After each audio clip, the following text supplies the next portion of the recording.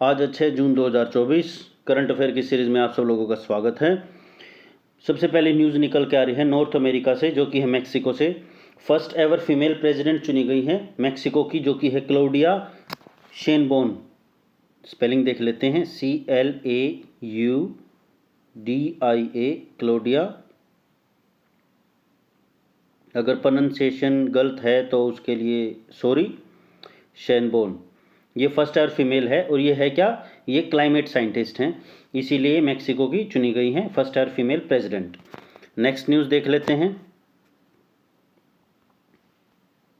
Next news जो हमारे election commission ने अभी इलेक्शन करवाए हैं लोकसभा के, उससे रिलेटेड हैं।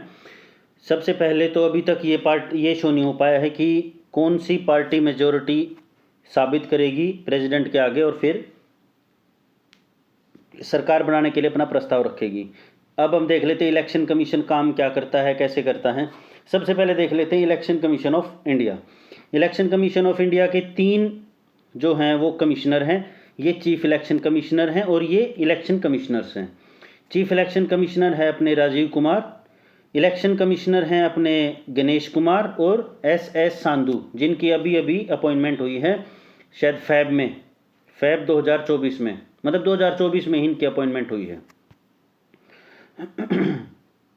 उसके बाद हम देख लेते हैं ये जो है अपना इलेक्शन कमीशन ऑफ इंडिया का फॉर्म्ड कब हुआ था। Election commission of India formed हुआ था 25 जनवरी 1950 को। सिलेक्शन किसके द्वारा किया जाता है? देखो 2023 से पहले, मार्च 2023 से पहले सुप्रीम कोर्ट ने ये कह रखा था कि भी जो भी इलेक्शन कमिश्नर या चीफ इलेक्शन कमिश्नर को चुनेगा उसमें 3 सदस्यी मेंबर होंगे। उसमें कौन कौन होंगे? फर्स्ट पे PM होगा, सेकंड पे चीफ जस्टिस ऑफ इंडिया और थर्ड पे leader of opposition in Lok Sabha. Leader of opposition in Lok Sabha. अब उसके बाद में मार्च 2023 के बाद में क्या हुआ, सेंट्रल गवर्नमेंट ने रूल बना दिया कि जो CGI है उसको हटा दिया जाता है, क्योंकि CGI का इस 3 मेंबर कमेटी में होना किसी भी तरीके से ठीक नहीं है। वो मैं अभी बताऊंगा क्यों नहीं है। और इसकी जगह क्या रख दिया, कोई भी यूनियन काउंसिल ऑफ मिनिस्टर जो कि PM इसको अपॉइंट करेगा, यानी कि नॉमिनेट करेगा PM, और फिर ये चुनेंगे। मतलब मेजॉरिटी किसकी? सेंट्रल गवर्नमेंट की। तो और पहले किसकी थी? मार्च 2023 से पहले थी कुल मिला के सबकी अपना एक वोट था सबका। लेकिन अब फिलहाल मार्च 2023 के बाद से और अब प्रेजेंट में अब क्या हुआ, अब हुआ कि जी 2 वोट तो होगी सेंट्रल गवर्नमेंट की, 1 होगी लीडर ऑफ ओपोजिशन की। तो कुल मिला के मेजोरिटी सेंट्रल गवर्नमेंट के पास है, तो चलेगी भी उनकी ही। समझे? तो कोई फायदा नहीं है लीडर ऑफ ओपोजिशन का होने का, सिर्फ एक नामात्र सा है कहने को कि हाँ भाई हमने पार्शियलिटी नहीं की, लेकिन है ये। ठीक है, तो अब हम देख लेते हैं इम्पीचमेंट मतलब अगर इनको हटाना हो तो हटाया कैसे जा सकता है। इम्पीचमेंट होता है कि अगर ये कोई भी गलती कर दें तो उसके लिए इनको सजा के प्रावधान के तौर पे इनको उनके पद से हटाया जा सकता है। तो वो कैसे होता है? वो होता है 2/3 मेजॉरिटी लोकसभा में होनी चाहिए और राज्यसभा में जो लोग प्रेजेंट है और जो वोट कर रहे हैं उनकी 2/3 मेजॉरिटी होनी चाहिए। वो जैसे ही पास होगा तो ये इम्पीचमेंट हो जाएंगे और ये अपना रेजिग्नेशन लेटर दे देंगे प्रेसिडेंट को, नॉट PM को, प्रेसिडेंट याद रखना। उसके बाद में ये तो हो गया चीफ इलेक्शन कमिश्नर का इम्पीचमेंट। इन 2 का कैसे होगा?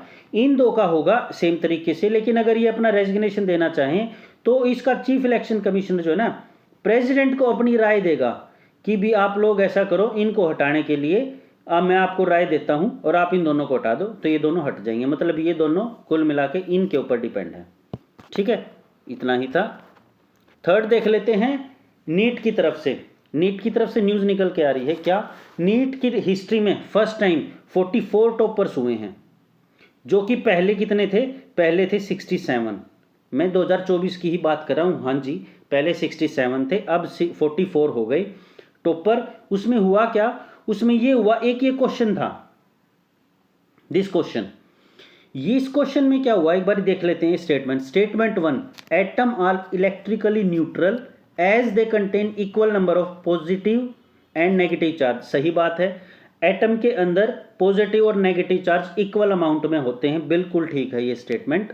Second, atoms of each element are stable, नहीं ये बिल्कुल गलत है।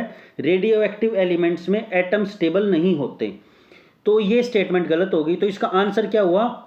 1। Statement 1 is correct but statement 2 is incorrect. लेकिन जब इसका आंसर की आई तो आंसर की में 1 ही दे रखा था, लेकिन जो ओल्ड एनसीईआरटी है, नई एनसीईआरटी तो अभी आई है, जो ओल्ड एनसीईआरटी है उसमें क्या दे रखा था? उसमें दे रखा था कि atoms of each elements are stable, उसमें दे रखा था atoms of all elements are stable. और जो नई एनसीईआरटी है उसमें दे रखा atoms of most element are stable. दोनों में समझे क्या डिफरेंस है? यहां पे तो ऑल दे दिया, यहां पर मोस्ट दे दिया। ऑल किस में है? पुरानी एनसीईआरटी में, तो इसके हिसाब से क्या आंसर बनता है? सी। और जो नई एनसीईआरटी है उसके हिसाब से आंसर बनता है ए। वही जिसका भी आंसर ये रॉन्ग हुआ according to the NEET answer key, तो उन बच्चों ने इसके ऊपर ऑब्जेक्शन लगाया और उन्होंने कहा, और रेफरेंस इसका दिया ओल्ड एनसीईआरटी, उसका इन लोगों ने रेफरेंस दिया, तो उसके हिसाब से उनका आंसर कौन सा बना? सी। और नीट को मानना भी पड़ा, एनटीए को मानना भी पड़ा, तो उसकी वजह से उन बच्चों का सबका आंसर सी ठीक मान लिया गया और आंसर की में भी आंसर सी ही कर दिया। लेकिन मेरे हिसाब से इसका क्वेश्चन का सबको, हर बच्चे को 1 ग्रेस मार्क्स दे देना चाहिए था, उसकी वजह से बिल्कुल ठीक हो जाता है। क्योंकि 1 से ज़्यादा अगर आंसर ठीक है तो उसको ग्रेस मार्क्स ही देने पड़ेंगे according to the supreme court judgment. अगर बच्चे चाहें तो सुप्रीम कोर्ट में जा सकते हैं, रिस्पेक्टेड सुप्रीम कोर्ट में, उन सभी बच्चों को 1 ग्रेस मार्क्स मिलेगी और मेरिट अप एंड डाउन होगी। क्यों? क्योंकि एक नंबर पे 1000 बच्चे आ रहे हैं नीट में। लगभग 23 लाख बच्चों ने फॉर्म भरा था, समझे, जिसके अंदर 17 ट्रांसजेंडर भी थे।